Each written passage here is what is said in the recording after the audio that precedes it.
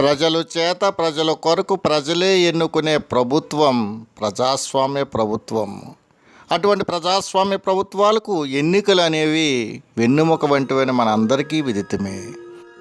ఇటువంటి ఎన్నికల ప్రక్రియను మాక్ ఎలక్షన్ ద్వారా విద్యార్థులు నిర్వహించేటట్లుగా చేసి వారికి ప్రజాస్వామ్య విలువలు, నాయకత్వ లక్షణాలు, అలాగే ఎన్నికల్లో అభ్యర్థిని ఎన్నుకునే విధానంలో వారు ఎంచుకునే విధానాలకు మార్పు రావాలనే విషయంలో విద్యార్థులు తామంతట తాము తెలుసుకునే విధంగా ఈ ప్రక్రియ కొనసాగుతుంది.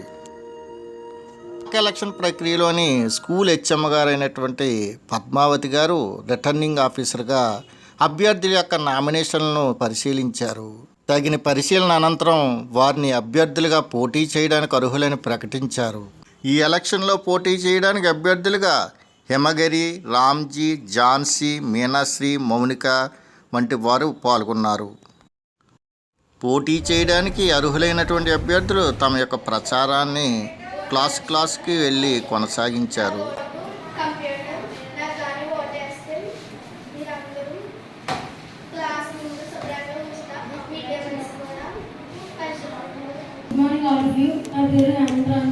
ఎలక్షన్లో విజయం సాధించడానికి తగిన హామీలను అందరి ముందు ఉంచారు.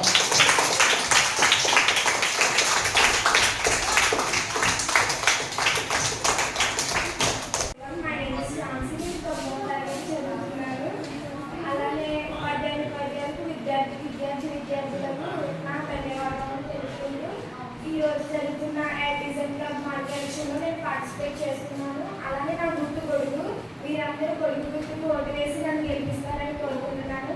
అలానే నన్ను కనుక గెలిపిస్తే సమయానికి ఫ్లెడ్జ్ జరిగేలా, మన పరిసరాలు నీట్గా ఉంచేలా, అలాగే తాము ఇచ్చినటువంటి హామీలు నచ్చితే తమకు కేటాయించినటువంటి ఓటు గుర్తుకు ఓటు వేసి వారిని గెలిపించాలని ఓటర్లను అభ్యర్థించారు.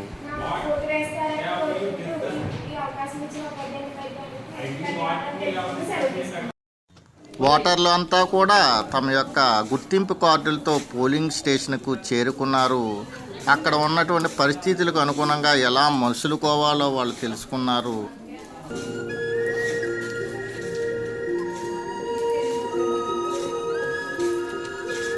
పోలింగ్ స్టేషన్లో ఆఫీసర్స్గా ఉన్నటువంటి ఉపాధ్యాయులు వారికి తగినటువంటి ఏర్పాట్లు చేసి వారి ఓటు హక్కును ప్రశాంతంగా వినియోగించుకునేలాగా ఏర్పాటు చేశారు.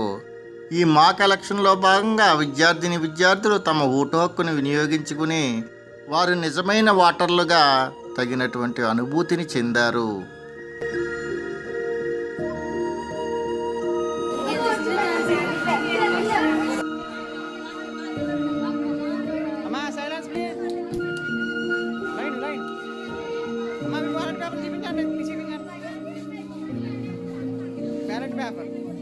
బ్యాలెట్ పేపర్ కనపడాలి నాకు. చూపించండి అమ్మా, మీ దగ్గర ఉన్నాయి.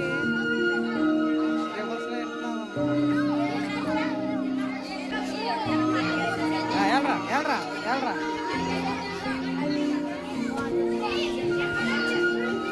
ఏమా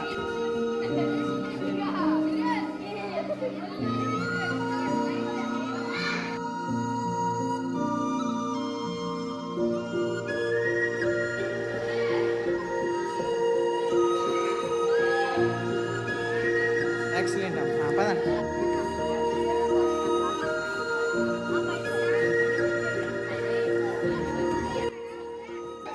వారు నిజంగా ఓటు హక్కు పొందినప్పుడు భవిష్యత్తులో పాలకులను ఎన్నుకునే అసలైన ఓటర్లుగా వారు తయారవుతారంటలో ఎటువంటి సందేహమూ లేదు.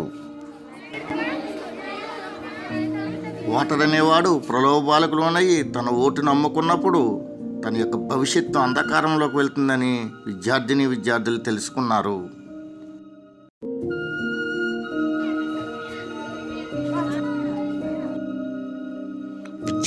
విద్యార్థులు తమ ఓటు హక్కును వినియోగించుకున్నట్టుగా వేసినటువంటి ఆ సిరా మార్కును చూపుడు వేలిపై చూపిస్తూ మురిసిపోయారు.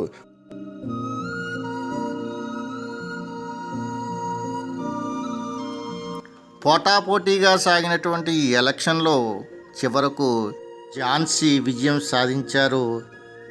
కు చెందిన ఎలక్షన్ అధికారుల నుండి గెలుపు పత్రాన్ని స్వీకరించారు.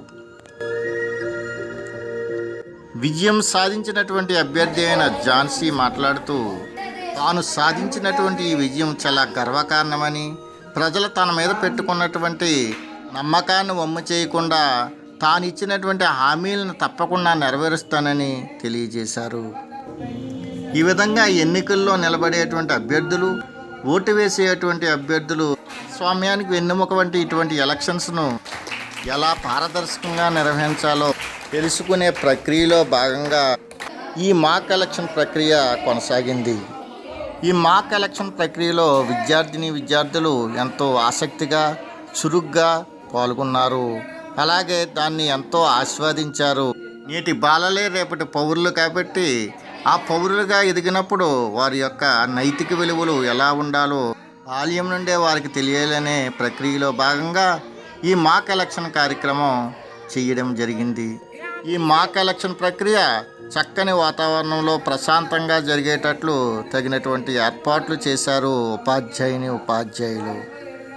తమ విద్యార్థులకు ప్రజాస్వామ్య విలువలు తెలిసేటట్లుగా, ప్రజాస్వామ్యం పట్ల తగినటువంటి నమ్మకం కలిగి ఉండేటట్లుగా చేయడానికి చేసినటువంటి ఈ ప్రక్రియతో చక్కగా కొనసాగింది. విద్యార్థులు పూర్తిగా ఇందులో భాగస్వాములే తగినటువంటి అనుభూతిని పొందారంటంలో ఎటువంటి అతిశయోక్తి లేదని అనిపించింది. ఈ విధంగా స్కూల్ ప్రధానోపాధ్యాయురాలైన పద్మావతి గారి ప్రోత్సాహంతో సంబంధిత సోషల్ టీచర్ అయిన సంగాని రాంబాబు గారు ఈ మాక్ ఎలక్షన్ కార్యక్రమాన్ని బలవంతంగా రక్తి కట్టించడం నిజంగా అభినందనీయం.